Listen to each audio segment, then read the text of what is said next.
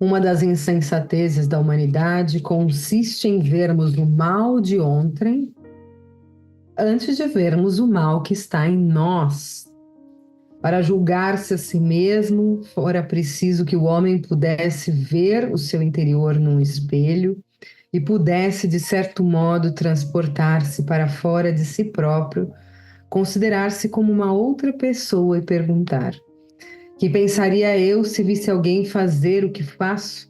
Incontestavelmente, ao orgulho que induz o homem a dissimular para si mesmo os seus defeitos, tanto morais quanto físicos.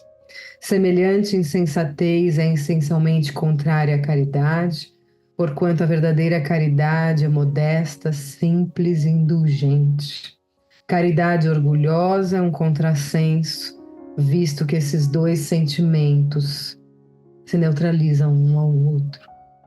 Com efeito, como poderá um homem bastante presunçoso para acreditar na importância da sua personalidade, na supremacia das suas qualidades e possuir ao mesmo tempo abnegação bastante para fazer ressaltar em outrem o bem que o eclipsaria, em vez do mal que o exaltaria?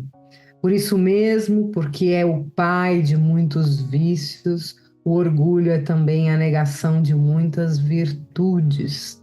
Ela se encontra na base e como móvel de quase todas as ações humanas.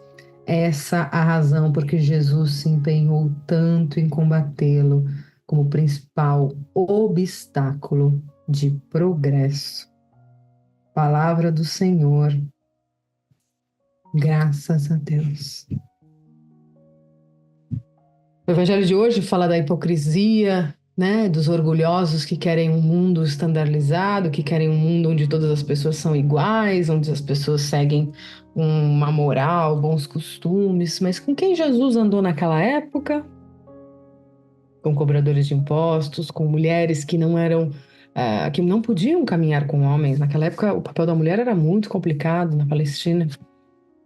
Com ex-prostitutas ou prostitutas, com pessoas que não tiveram estudo, que não eram letrados. Jesus caminhava com esses. E hoje, se ele fosse encarnado, com quem ele caminharia? Muito provavelmente, ele defenderia as causas das minorias, daqueles que sofrem tanto preconceito, que são até assassinados nas ruas por seu modo de vestir, por suas escolhas sexuais. Ele daria emprego aos gordos, obesos, que nunca querem, que nunca têm a oportunidade de serem vistos.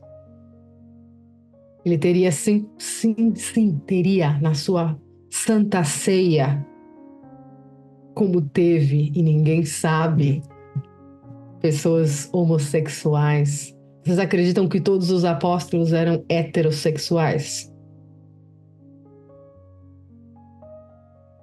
Vocês acreditam que Jesus hoje em dia caminharia com quem? Que todos possam ter oportunidade e que a gente possa perceber que o mundo é um mundo da diversidade, cada vez mais.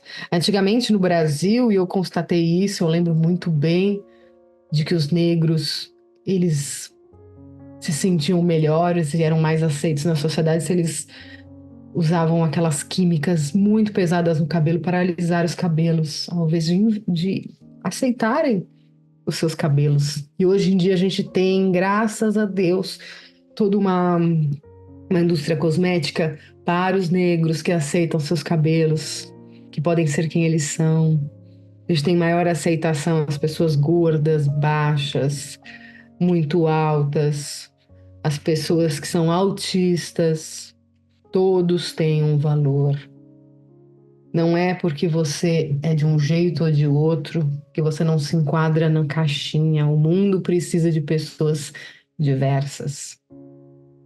E a imigração e a globalização fala disso quando a gente tem culturas mescladas em Paris, Nova York, Londres, são babéis de todos os povos, com todas as nações, e todos convivem com as suas culturas e vivem momentos de colaboração para criarem novas culturas. Que a gente possa deixar esse conservadorismo de lado e entender que sim, a tradição deve ser mantida, mas cada um deve se expressar da melhor maneira, daquela que acredita, com respeito sempre, com muita fé, com luz e no bem. Se tudo é manifestado por um bem maior, em detrimento de ninguém, por mal de ninguém, então que bem venga, que seja aceito por todos e que possa se unir a muitos que, em colaboração e não em competição, vão fazer a terra regenerada.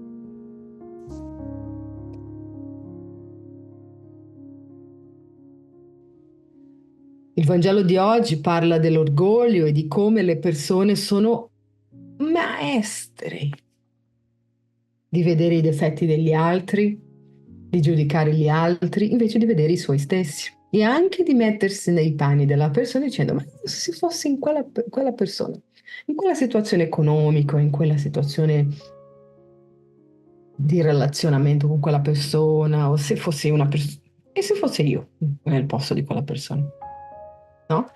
E questo è uno dei difetti di orgoglio dell'umanità molto tosto. E la gente che sempre in primis prova a criticare invece di analizzare e vedere i punti belli della situazione. Immaginate Gesù. Gesù che sempre è stato con quelli che erano i problematici della società, quelli che hanno una volta richiesto le tasse, le prostitute, le donne che anche quando non erano prostitute erano anche quelli che non potevano camminare con un uomo, no? Le donne erano molto in difficoltà in quel periodo, con persone che non hanno studiato, che avevano meno soldi, no? Che erano anche del gruppo del Zelote. Com'è? Lui camminava con questi, con le minorie. È stato molto criticato sempre da tutti per questo. E le persone non hanno mai visto questo come una questione di inclusione,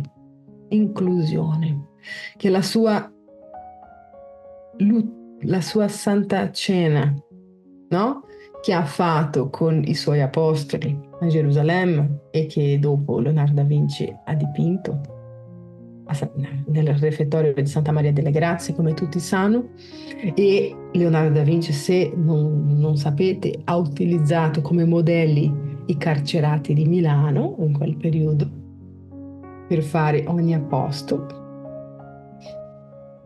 Io vi invito oggi, dopo che avete visto il pezzo d'arte dell'apertura delle Olimpiadi, che era la Santa Cena con una signora grassa, i gay, le drag queen, le modelle e i bambini. Con chi tu pensi che Gesù cammineresti oggi? Con i ricchi? Con i pettinati? Con quelli che sembrano super accettati dalla società moderna, o camminerebbe con tutti quelli che sono stati rappresentati lì, che soffrono pregiudizi, che fino ad oggi sono uccisi per strada per la loro opzione sessuale, per il modo come si vestono, per la dieta che non riescono a fare perché hanno un problema ormonale e nessuno prende a lavorare una persona grassa, o anche non vuole di fianco per qualche motivo. Che Gesù camminerebbe? È un'ipocrisia del mondo provare a creare una società standardizzata di gente che si assomiglia. E il mondo, questo è, molto detto e si vede, anche se ci sono tanti che sono radicali, non vogliono e sono conservatori, ma il mondo è diverso. Oggi un nero ha la scelta di alisciare i capelli o meno. Prima lo faceva per sembrare più adatto a una società. Oggi una persona grassa può rimanere grassa o no. È una scelta, perché il mondo è diverso. Oggi una persona può vestirsi, un uomo può vestirsi di colore rosa e non è un problema. Se la persona si sente bene e trasmette il bene nel mondo, non è il vestito che dice chi è la persona.